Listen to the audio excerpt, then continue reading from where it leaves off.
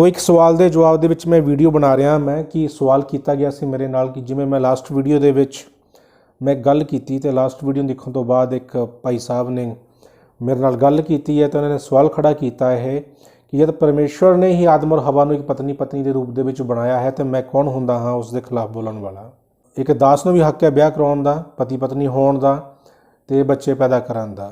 तो मैं इस गल तो इनकार नहीं करता, पर उन्होंने मेरी गल चंगी तरह नहीं समझिया तो उन्होंने सवाल के जवाब ही ये मैं वीडियो बनाने जा रहा हाँ।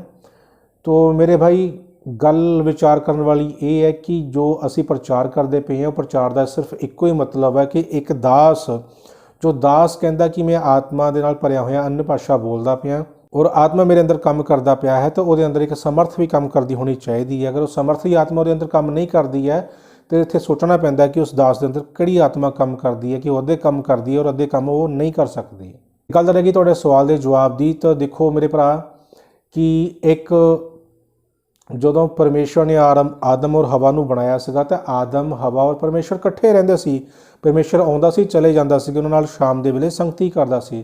पर आदम और हवा दोनों आपस दे विच जो अदन दी बाटिका विच रहे तो वो एक पति पत्नी तरह संबंध दे विच बिल्कुल भी नहीं रहे। उन्हां दा जिहड़ा रिश्ता सीगा बड़ा पाक सी, पवित्र सी, बड़ा साफ सीगा। दोनों सहकर्मी सी, इकट्ठे रहिंदे सीगे, उन्हां विच कोई भी ऐसा संबंध नहीं सी। तो गल इत्थे समझाउण दी मैं सिर्फ यही कोशिश करदा कि आओ असीं विचार करिए कि जब तक आदम और हवा इकट्ठे रहे अदन दी वाटिका दे विच तो वो पति पत्नी तरह संबंध दे विच बिल्कुल भी नहीं सीगे। पर जो हवा ने गलती की उस तो बाद आदम ने गलती की। गलती करने तो बाद जो उन्होंने अदन की वाटिका के बाहर कढ़ दिता गया उस तो बाद किते जाके वो पति पत्नी संबंध में आए तो उस तो बाद किते उन्होंने बच्चे पैदा होए। तो परमेश्वर तो अलग होने तो बाद, परमेश्वर तो वखरा होने तो बाद वो संबंध में आए। यदा मतलब जो परमेश्वर की हजूरी उन्होंने नहीं सी, परमेश्वर उन्होंने तो दूर चले गया सी, उन्होंने परमेश्वर ने कोई गलबात नहीं सी, कोई संगति नहीं सी। उस तो बाद किते वो अपने रिलेशन दे विच आए, उस तो बाद फिर दुनिया शुरू हुई। ये गल समझण वाली, ये गल विचार करने वाली है। विचार करो इस गल उत्ते। सब तो वड्डी गल इत्थे ये वर्णनयोग है कि वचन दे विच लिखिया होया कि जो कोई अपने माता पिता, अपने भैन भरा, अपनी पत्नी और अपने बच्चों नूं मेरे तो वध प्यार करता है वो मेरे योग्य नहीं। तो बाइबल में ये गल क्यों लिखी हुई है? यदी एग्जाम्पल सानू आदम तो ही मिल जाती है कि आदम ने परमेश्वर को छड्ड के पहल किहनूं दित्ती? फिर हवा नूं दित्ती। अगर वो पहल परमेश्वर नूं दिंदा तो कदे भी पाना ना वापरदा। पर जद कि आदम और परमेश्वर का साथ बहुत पुराना सी, पर आदम का प्यार वंडिया गया और उन्हें आखिरी मौके ते साथ दिता हवा का। हवा की गल दे विच आ गया, इत्थों पाप पैदा हो गया। इसलिए असी सारे मनुख जन्म तो ही पापी हैं। बाइबल ये गल आखदी है साडा जन्म ही पाप दे विच होया।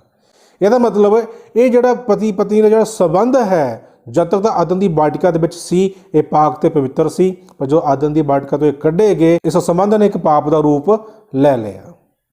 इसलिए गल लिखी गई है कि जो कोई परमेश्वर तो वध अपने घर परिवार नाल प्यार करदा वो परमेश्वर के योग्य है ही नहीं, और आदम ने गल साबित कर दी सी।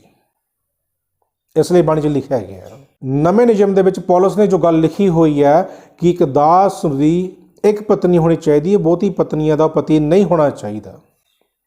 असी इस गल का हवाला दे के असी कहते हैं कि देखो जी सानू कोई मनाही नहीं ब्याह करन दी, कोई मनाही नहीं कर सकते हो। पौलुस ने गल समझाने की बहुत कोशिश की बई अगर ना करो तो चंगी गल है। अगर तुसी ब्याह नहीं करते हो तो तुसी अपना पूरा समा परमेश्वर को दोगे, तुसी पूरा समा अपना जीवन परमेश्वर को दोगे।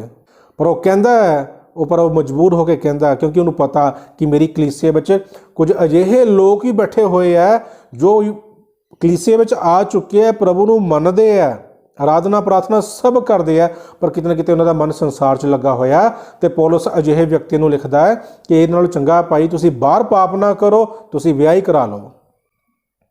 जे तुसी अपनी इंद्रियां ते कंट्रोल नहीं कर सकते तो चंगा तो तुसी विआह करवा लो। तो इत्थे पौलुस ने गल लिख दी है। पर यह गल याद रखियो कि जिस जिस व्यक्ति के अंदर परमेश्वर का आत्मा भरिया होया सी वो अग दे नाल सामर्थ ना भरे हुए सी। परमेश्वर का आत्मा जिन्हां दे अंदर काम करदा सी, जिन्हां दे नाल स्वर्गदूत आके गलबात करते सी, जिहड़े परमेश्वर नाल सीधी गल करते सीगे, उन्हां ने विआह नहीं करवाया। जिन्हां ने पहला विआह करवा लिया सी, विआह करवाने तो बाद मसीह दे विच आए पतरस वर्गे, उन्हां दी भी एग्जाम्पल बड़ी साफ दी हुई है। कि ਉਹਦੇ ਪੂਰੀਆਂ ਲਿਖਤਾਂ ਦੇ ਵਿੱਚ ਉਹਦੀ ਪਤਨੀ ਔਰ ਉਹਦੇ ਬੱਚਿਆਂ ਦਾ ਕੋਈ ਜ਼ਿਕਰ ਨਹੀਂ ਹੈ। ਯਿਸੂ ਮਸੀਹ ਨੇ ਕਿਹਾ ਕਿ ਚਲੋ ਮੇਰੇ ਪਿੱਛੇ ਆਓ, ਤਾਂ ਜਦੋਂ ਉਹ ਸਭ ਕੁਝ ਛੱਡ ਕੇ ਯਿਸੂ ਮਸੀਹ ਦੇ ਪਿੱਛੇ ਚੱਲੇ ਤਾਂ 3.5 ਸਾਲ ਉਹ ਯਿਸੂ ਮਸੀਹ ਦੇ ਪਿੱਛੇ ਹੀ ਰਹੇ, ਘਰ ਪਰਿਵਾਰ 'ਚ ਨਹੀਂ ਗਏ। ਔਰ ਯਿਸੂ ਮਸੀਹ ਦੇ ਜਾਣ ਤੋਂ ਬਾਅਦ ਉਹ ਸੇਵਕਾਈ ਦੇ ਵਿੱਚ ਉਹਨਾਂ ਨੇ ਆਪਣਾ ਪੂਰਾ ਜੀਵਨ ਦੇ ਦਿੱਤਾ। ਉਹਨਾਂ ਨੇ ਜਾ ਕੇ ਕਿਤੇ ਘਰ ਪਰਿਵਾਰ ਦੇ ਵਿੱਚ ਰਹਿ ਕੇ ਆਪਣਾ ਜੀਵਨ ਬਤੀਤ ਨਹੀਂ ਕੀਤਾ ਉੱਥੇ। तो जो पौलुस सानू लिखदा भी ठीक है भाई, जे तुसी करवाना तो करवा लो विआह, फिर कोई चक्कर नहीं, तां जो कि तुसी पाप ना करो। पर एक गल बाइबल सानू सिखाउंदी है भी एक भी आत्मा दे नाल भरिया होया जिन्हें अपना जीवन अपना सब कुछ प्रभु नूं दे दिता, प्रभु लिए अपना सब कुछ छड्ड दिता, उन्हां लोकां ने अपना जीवन दे विच ना ब्याह दी सोची है तो ना कीता ब्याह उन्होंने। और बाइबल इस गल दी गवाही भरदी है।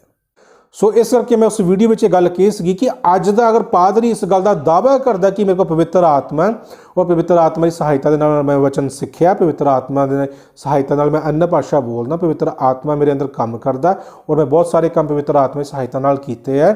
अगर वो पादरी समर्थ वाले काम नहीं कर सकता, इसे शक पैदा होता है, क्योंकि पादरी फिर की करता, वो ना पौलुस वर्गा, ना स्तिफनुस वर्गा है, ना बरनबास की तरह है, ना सिलास की तरह हो। इस करके पतरस इस गल उत्ते चानना पा रहा कि पतरस आख रहा कि पौलुस की पत्रियां नूं समझना बड़ा औखा है।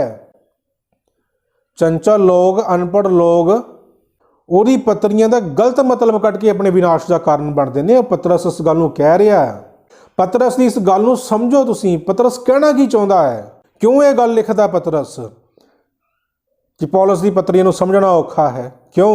क्योंकि जिस बंदे ने आप ब्याह नहीं करवाया वो पत्र च लिखता है जे तुसीं कराउणा तो करा लो भाई। वो क्यों इहदा लिखता है? क्योंकि वो भी बेबस है कलीसिया के हथों, इसलिए वो बार बार अपनी कलीसिया नूं पत्रियां लिखता तो अपना दुख बयान करता है, अपनी गल्लां नूं बयान करता है। क्योंकि कलीसिया में हर कोई दास बनना चाहता सीगा उस वेले, पर उस वेले उस समय में एक व्यक्ति 2 तो वध विआह कराउंदा सी, वो 2 तो वध उहदी पत्नियां हुंदियां सीगियां, दास दासियां भी रखियां हुंदियां सीगियां। इसलिए पौलुस नूं इस गल की चिंता सी, अगर असीं कलीसिया में कोई दास खड़ा करांगे, अगर दास दियां ज़्यादा पत्नियां हुई तो वह की इंप्रैशन पेगा लोगों उत्ते। इसलिए पौलुस ने एक गल कही पाई, जिहड़ा कोई दास बनना चाहता वो एक ही पत्नी का पति होवे। पर इतिहास गवाह है, बाइबल इस गल की गवाह है कि 12 चेलियां तो बाद 13वां चेला पौलुस, फिर आप स्तिफनुस की गल कर लीए, सिलास की गल कर लीए, इन्हां तो बाद कोई अजिहा सेवक नहीं उठिया जिन्हें ब्याह करवाया, बच्चे पैदा किए और सामर्थ वाला काम किया। सो इस करके कहता कि आओ विचार करिए बाइबल की गल्लां उत्ते, खाली लकीर दे फकीर ना हो जाइए। लकीर दे फकीर होके जी वचन चा लिखिया होया जी कि ब्याह करवाओ, करवा लिया जी असीं, कोई प्रॉब्लम नहीं है जी। बाइबल ना ब्याह करन नूं कहदी है, ना ब्याह तो रोकदी है। जिहदी इच्छा जो करना है कर सकता, अपनी स्वतंत्र इच्छा नाल जो दी इच्छा वो कर सकता। मैं सिर्फ सवाल यही खड़ा करदा कि अगर एक दास कहता मेरे अंदर आत्मा काम करता, पर दास समर्थ वाले काम क्यों नहीं करता? क्योंकि ये पौलुस के वचनों नूं समझ नहीं पाते। पौलुस ने बड़ा साफ किया कि मेरी वर्गी चाल चलो जिमें मैं यीशु मसीह की चाल चलिया। देखो यीशु मसीह जिन्हें ब्याह नहीं करवाया, 33.5 साल उन्होंने उम्र हुई, ब्याह का कोई जिक्र नहीं है। और उस तरह जिन्हें चेलिया ने अपना जीवन यीशु मसीह नूं दे दिता, जो कुआरे सी उन्होंने ब्याह नहीं करवाया और वही समर्थ वाले काम करते सी। फिर इसलिए पौलुस दुखी होकर कह रहा भाई, एक गल नूं लिख रहा भाई, ठीक है कराना तो करा लो, पर कुछ समा सहमति के नाल परमेश्वर की आराधना प्रार्थना लिए भी कढ़ लिया करो। उन्होंने ये गल लिखनी पै रही इन्हां लोकां दे लई। पर पौलुस भी ये गल चंगी तरह जानता, पतरस भी गल चंगी तरह जानता, और असीं भी गल चंगी तरह जानते हैं कि बाइबल च बड़ा साफ लिखा होया है कि जो कोई विआह करवाउंदा हैगा तो उहदी अद्धी चिंता अपने परिवार की, अद्धी चिंता परमेश्वर की लैके बैठा हुंदा। अद्धा समा परिवार के लिए तो अद्धा समा परमेश्वर लैके बैठा हुंदा। इसलिए भाई बाइबल के उत्ते विचार करो कि जो आदम और हवा जब तक परमेश्वर के अधीन रहे वो पति पत्नी संबंध में नहीं रहे, जो बाहर कढ़े गए तो उस संबंध के आए। अज भी असी पति पत्नी का हैं, पर अगर असी अपना जीवन दे दिता प्रभु नूं, ਅਸੀਂ ਆਪਣਾ ਸਮਰਪਣ ਕਰਤਾ ਪ੍ਰਭੂ ਦੇ ਅੱਗੇ, ਤਾਂ ਫਿਰ ਸਾਡੇ ਜੀਵਨ ਦੇ ਵਿੱਚ ਨਾ ਮਾਤਾ, ਨਾ ਪਿਤਾ, ਨਾ ਭੈਣ, ਨਾ ਭਰਾ, ਨਾ ਪਤਨੀ, ਨਾ ਬੱਚੇ, ਸਿਰਫ ਸੰਪੂਰਨ ਤੌਰ ਤੇ ਪਰਮੇਸ਼ਵਰ ਹੀ ਸਾਡੇ ਜੀਵਨ ਦੇ ਵਿੱਚ ਹੈ।